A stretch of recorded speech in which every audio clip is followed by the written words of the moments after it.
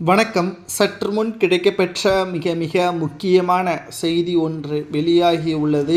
ஞானசேகரன் வழக்கில் திடீர் திருப்பம். உண்மைகளை கூறிய குற்றவாளி புலன் விசாரணையில் திடுக்கிடும் பல தகவல்கள்.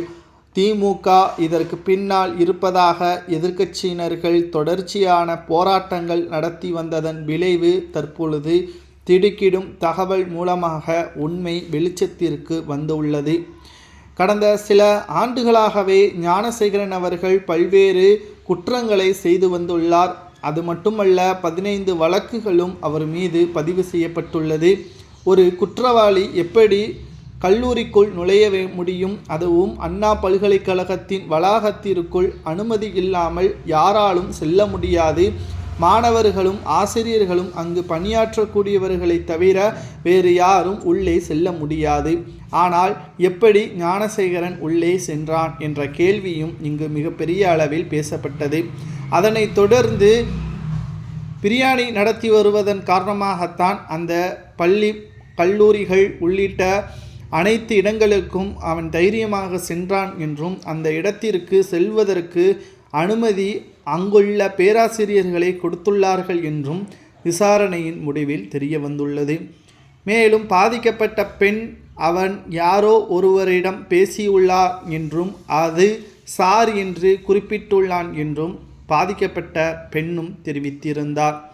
தற்பொழுது கல்லூரி ஆசிரியராக இருக்கக்கூடும் என்பதற்காக ஞானசேகரின் தொலைபேசியில் இருக்கக்கூடிய அனைத்து தரவுகளையும் பரிசோதனை செய்த பிறகு 3 முக்கியமான தகவல்கள் கிடைக்கப்பெற்றுள்ளது. ஒன்று, திமுகவின் மிக முக்கியமான கிளை செயலாளர்கள் மாவட்ட செயலாளர்களுடன் தொலைபேசியில் பேசியிருப்பதும், மற்றொன்று கல்லூரி பேராசிரியரிடம் பேசியிருக்கின்ற தரவுகளும் சேகரிக்கப்பட்டுள்ளது.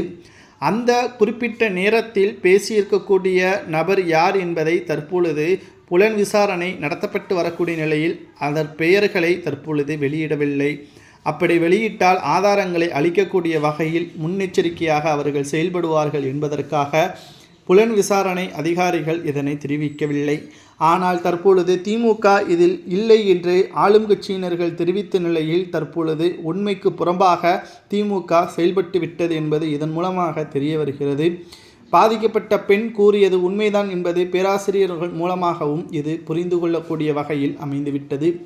இந்த பின்னணிக்கு பின்னாடி இருக்கக்கூடியவர்கள் நிச்சயமாக பெரிய கையாகத்தான் இருக்கும் என்றும், அவர்களுக்கு என்ன தண்டனை அதிகபட்சமாக வழங்கலாம் என்பதை உங்களது கருத்துக்களை கமெண்ட் வாயிலாக கூறுங்கள்.